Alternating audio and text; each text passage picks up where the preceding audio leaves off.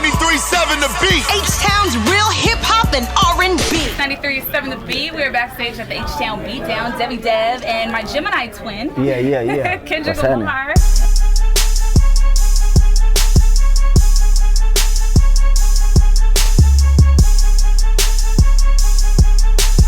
Welcome to H-Town. Man, I'm back here. Back here. Yeah. H-Town loves you. H-Town loves you. They give a lot of love, man. Every time, I think my first show out here, it was a small venue, but I can remember it just being like a whole bunch of energy. I was there. Probably like 20 people. 2010, Yep. You did it at Warehouse Live, and you actually did the small room at Warehouse Live. Yep, small room. Yep. And before that, it was another spot that was crazy. It was probably less than that, but they always had this energy, and they just love music. Yeah, no, they love you. And then you were here maybe this time last year, and you did 2 sold-out shows on one night at 2 separate venues, which is crazy. It was insane. It was insane. I think them moments right there is playing in the back of my mind all the time. Just off the simple fact, these are the people that's been riding with me since day one, you know, and that's your career, you know, grow. You're gonna meet different fans and, you know, new fans, but you always gotta remember them. I think the awesome thing about your fan base is most of your fan base was rolling with you from day one. At least you were really dedicated. Yeah. They kind of got hooked as soon as they heard that project and stuck with you ever since. Yep, that's why I perform them joints. Like I always throw them in there just to see who been rocking day one, and majority be the whole crowd. That's what be tripping me out. Yeah. Yep. You know, okay, so your sophomore album. Yeah. Is it pressure? Where are you at with the sophomore album? It's not really pressure. I think if I just keep the same instinct, you know, of doing what I feel, you know, that makes me feel good at the moment. I think it's really just more of excitement to get back in the studio and really do what I do. Now I don't really feel, you know, pressure. People are really excited to see what you're going to come up with, because for you to have come out with your very first album and instantly, like in week one, everyone's like classic. Right. And it was kind of like vastly agreed upon by everybody that heard it. Classic.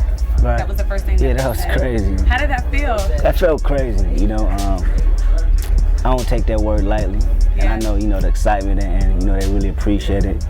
And I respect it 100% because I put a lot of work into it. And I really can't, you know, focus on the past, you know, as far as remembering what was said then. You're only as good as your last piece of work. So now it's about what's right now and me putting that same 110% like I did in the last one. You know? Yeah. You were a good kid in a mad city. What is this album going to be?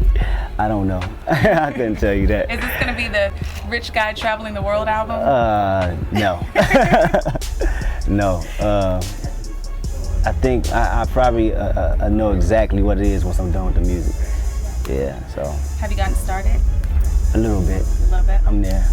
You know, I produce. You do? Yeah. What you want to do? I just started. You want to put some snares in? Yeah. I could play the drums on the Real song. talk? Yeah. Seriously? Yes. All Are right. you going to let me? I will. I like creative people in the room, You man. heard this right now.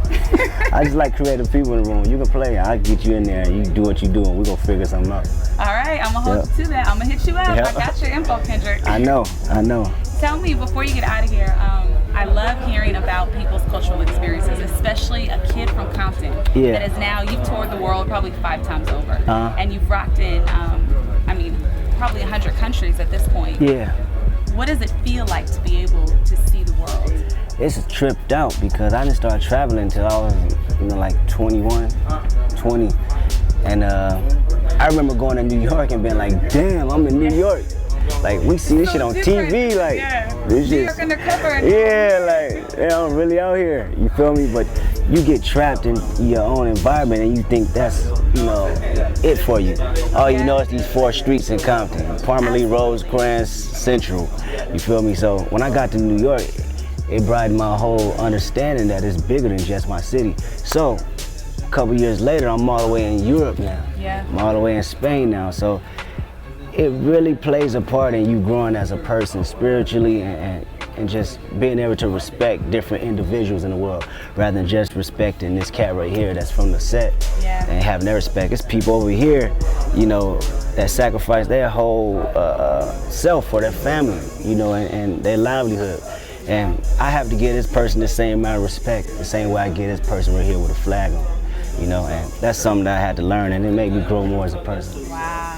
I'm so glad you shared that, because I feel like a lot of artists that, especially people that might be from areas like you, they don't Yeah. really share that growth that comes after. Yeah. You know what I mean? Because everybody assumes, most people we know, wherever you're from, have not flown out of the state. You know what I mean? That's and very probably true. never will. And so Probably never will. share the things that you see and how it shapes you as a person. And it's okay to grow as a human. Yep, it's crazy. That's what we're supposed to do. It's very true. It's crazy. I was on a plane with this older guy. He's probably like 65, and we was going to Spain together. This is first time, like, you know, being there or whatnot.